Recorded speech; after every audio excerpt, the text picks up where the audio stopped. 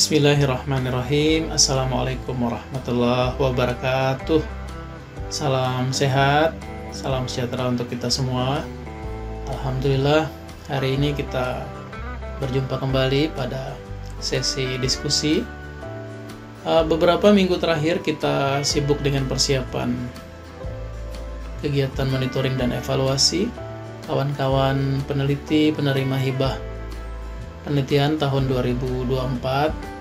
Pada sesi ini kita akan mendiskusikan rubrik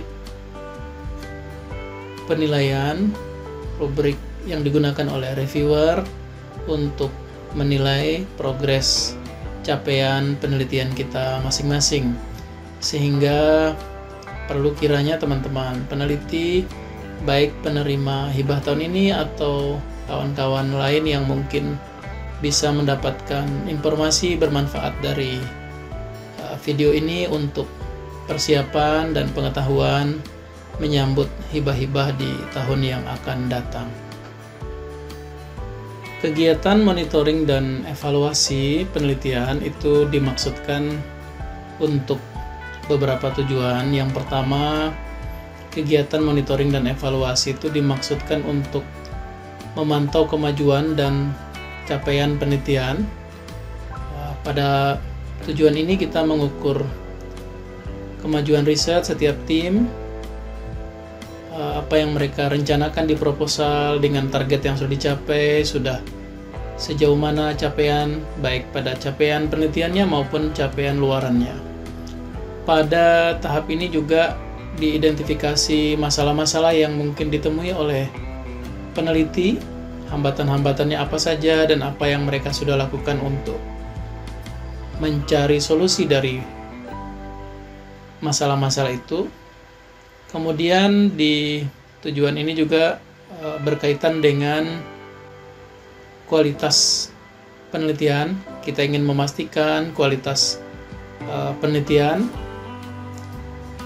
Tim reviewer melalui kegiatan MONEP ini membantu memastikan setiap tim bahwa penelitian yang dilakukan itu sesuai dengan standar yang telah ditetapkan, kemudian menghasilkan luaran yang bermanfaat sesuai dengan apa yang dijanjikan di proposal sebelumnya. Itu tujuan kegiatan monitoring yang pertama, memantau kemajuan dan capaian penelitian. Tujuan kedua dari kegiatan monitoring itu sebenarnya untuk meningkatkan efektivitas dan dampak penelitian. Jadi pada kegiatan MONEP, reviewer memberi umpan balik yang konstruktif, saran-saran konstruktif, bagaimana penelitian itu dilakukan, bagaimana rencana berikutnya, dan seterusnya. Kemudian mendorong peneliti-peneliti agar menyelesaikan penelitian itu tepat waktu. Kemudian terkait dengan tujuan ini juga reviewer menyarankan pada peneliti bagaimana meningkatkan dampak dari penelitiannya masing-masing. Jadi ini berkaitan dengan bagaimana hasil penelitian itu dapat disebarluaskan, dapat dimanfaatkan oleh masyarakat maupun stakeholder terkait. Tujuan kegiatan monitoring dan evaluasi berikutnya terkait dengan upaya meningkatkan kapasitas peneliti itu sendiri. Jadi bagaimana kompetensi peneliti dapat ditingkatkan. Monitoring itu dapat menjadi sarana pembelajaran bagi peneliti untuk meningkatkan kompetensi dan kemampuannya dalam melaksanakan penelitian. Terkait dengan peningkatan kapasitas ini juga melalui kegiatan monitoring ini bisa dibangun sebuah jejaring dan kolaborasi. Jadi kegiatan monitoring yang difasilitasi oleh lembaga masing-masing dapat memfasilitasi terbentuknya jejaring kolaborasi antar peneliti, antar lembaga, karena lembaga punya perangkat untuk itu. Kita bertemu dengan teman-teman peneliti lain di forum itu, bisa berdiskusi sambil menunggu sesi kita bertemu dengan reviewer dan seterusnya. kita bisa mendapatkan informasi-informasi penting, bersilaturahim, bertemu dengan teman-teman yang lain, bagaimana mereka sudah menyelesaikan masalah dan penelitiannya masing-masing. Saya pikir informasi-informasi itu akan membantu kita meningkatkan kapasitas diri kita sebagai peneliti. Kemudian tujuan dari kegiatan monitoring berikutnya ini berkaitan dengan pertanggungjawaban dan transparansi. Ini berkaitan dengan bagaimana dana penelitian itu sudah digunakan sesuai dengan yang kita rencanakan, sesuai dengan proposal yang kita ajukan, sesuai dengan peraturan yang berlaku.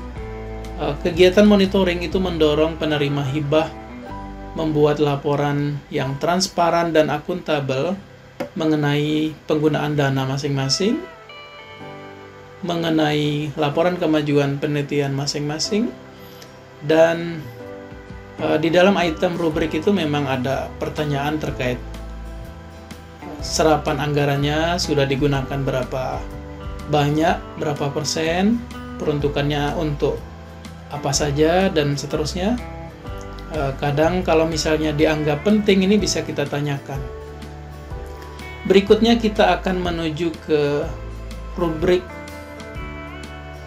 penilaian, item-item yang akan dinilai di dalam kegiatan monitoring evaluasi itu apa saja. Berikutnya kita akan ke indikator penilaian, monitoring, dan evaluasi internal perguruan tinggi. Secara garis besar kita akan bagi menjadi 2 indikator ya. Di dalam indikator penilaian ini dia dibedakan sesuai dengan skema, untuk skema riset dasar dan skema riset terapan. Skema riset dasar ini terdiri dari penelitian dosen pemula afirmasi, PDP afirmasi, ada penelitian dosen pemula, PTM, penelitian tesis magister, penelitian disertasi doktor, kemudian skim-skim yang lain sampai dengan PDKN, katalis, dan seterusnya. Nanti teman-teman bisa cek sendiri. Di lembar ini ada judul penelitian, ada bidang penelitian, skema, dan seterusnya. Ini biasanya sudah disiapkan oleh LPPM masing-masing atau tim yang ditunjuk. Kemudian ada ketua peneliti, nama lengkap, dan seterusnya, sampai dengan jabatan fungsionalnya. Di skim dasar itu mitra tidak harus ada, tapi jika ada boleh dituliskan. Kemudian lama penelitian keseluruhan berapa tahun. Di tahun 2004 ini rata-rata mono tahun, jadi kalaupun kita punya rencana penelitian 2 atau 3 tahun, kita tetap akan membuat usulan baru nanti. Ada beberapa komponen yang dinilai. Yang pertama itu ada kemampuan kemajuan ketercapaian luaran wajib yang dijanjikan di proposal.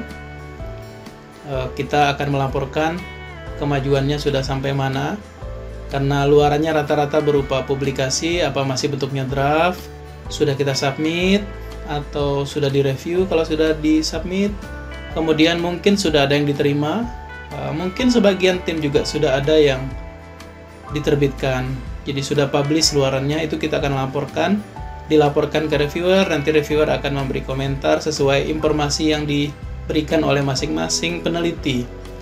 Yang kedua ini terkait dengan kesesuaian penelitian dengan usulan. Ya, sesuai apa tidak sesuai, saya pikir sih rata-rata akan sesuai, sangat sesuai, dan seterusnya.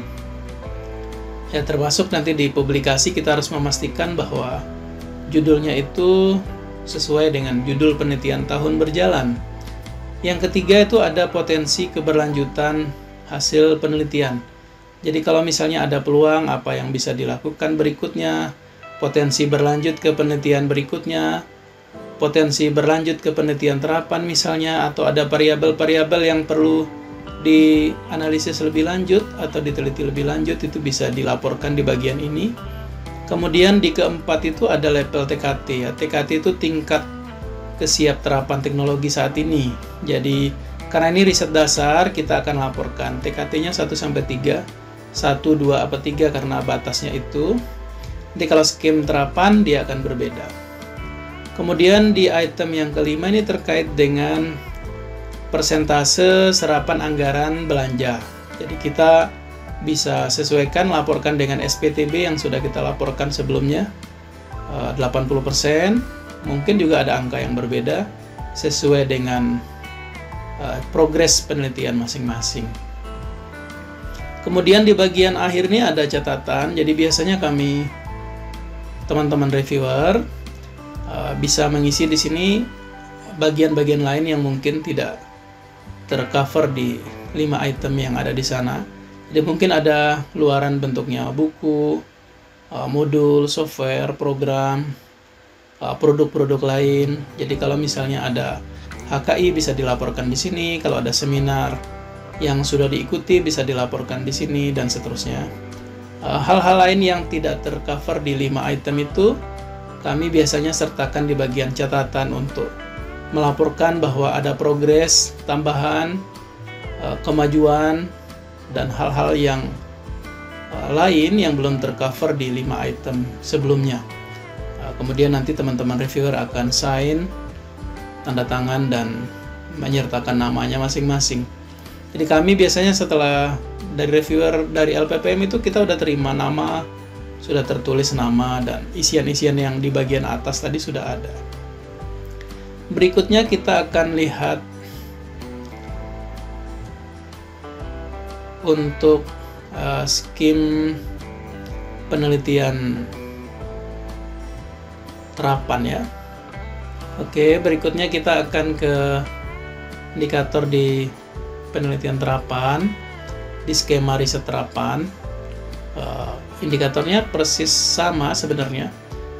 Kemajuan laporan kita, kesesuaian penelitian dengan usulan yang sudah dibuat sebelumnya, potensi keberlanjutannya seperti apa, TKT, karena ini riset terapan, TKT-nya kita isi 4-6, jadi teman-teman silakan laporkan TKT-nya saat ini 4, 5, apa 6. Karena untuk riset terapan, TKT-nya memang di angka itu. Jadi kalau kita nanti berkesempatan mengikuti riset pengembangan, itu ada TKT-nya 7, 8, sampai 9. Di item kelima juga sama seperti tadi, ada persentase serapan anggarannya. Yang membedakan di skim terapan ini ada mitra, karena di skim terapan tuh wajib, mitranya wajib ada. Jadi kami, teman-teman reviewer, akan menanyakan realisasi keterlibatan kontribusi mitra. Mitranya siapa, kontribusinya apa, terlibat pada bagian apa saja, kemudian kontribusinya di dalam riset kita apa saja, dan seterusnya. Jadi teman-teman bisa melaporkan dengan detail sesuai dengan apa yang ditanyakan oleh teman-teman reviewer. Saya pikir itu. Mudah-mudahan apa yang disampaikan ini bermanfaat untuk kita semua. Ini apa yang dibuat ini sebenarnya untuk keperluan edukasi, supaya jadi informasi, pengalaman untuk teman-teman mungkin yang pada kesempatan yang lain akan mengikuti kegiatan MONEF kegiatan penelitian. Bagi teman-teman yang sudah di MONEF, mungkin item-item tadi tidak terlalu asing, karena itu yang ditanyakan oleh reviewer. Apa yang ditulis oleh reviewer sebenarnya boleh juga kita tahu, karena tidak bersifat rahasia itu. Jadi beberapa reviewer konfirmasi kepada peneliti yang sudah diisi seperti ini, betul apa tidak, mungkin ada yang perlu disampaikan, informasi tambahan, dan seterusnya. Ini karena misi kegiatan MONEF itu selain kita memantau kemajuan, juga dimaksudkan untuk kegiatan pembinaan, memastikan bahwa setiap orang mendapatkan masukan untuk rencana riset berikutnya. Kemudian setiap orang bisa berdiskusi terkait apa yang sudah dilakukan, mungkin ada kendala dan seterusnya. Tidak hanya ke reviewer, ke sesama peneliti yang kemungkinan hadir pada forum itu, karena kita bergiliran juga.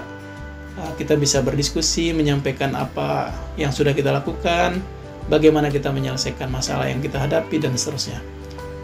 Demikian teman-teman, mudah-mudahan video ini bermanfaat untuk kita semua. Tetap semangat meneliti, kita tingkatkan kontribusi kita membantu lembaga perguruan tinggi kita masing-masing untuk bisa bersaing ke jenjang yang lebih tinggi. Kita punya kontribusi membangun perguruan tinggi kita masing-masing dengan karya-karya inovasi kita, saling membantu sesama peneliti.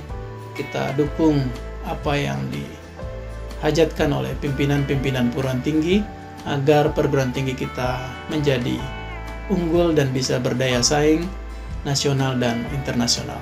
Tetap semangat. Terima kasih. Assalamualaikum warahmatullahi wabarakatuh.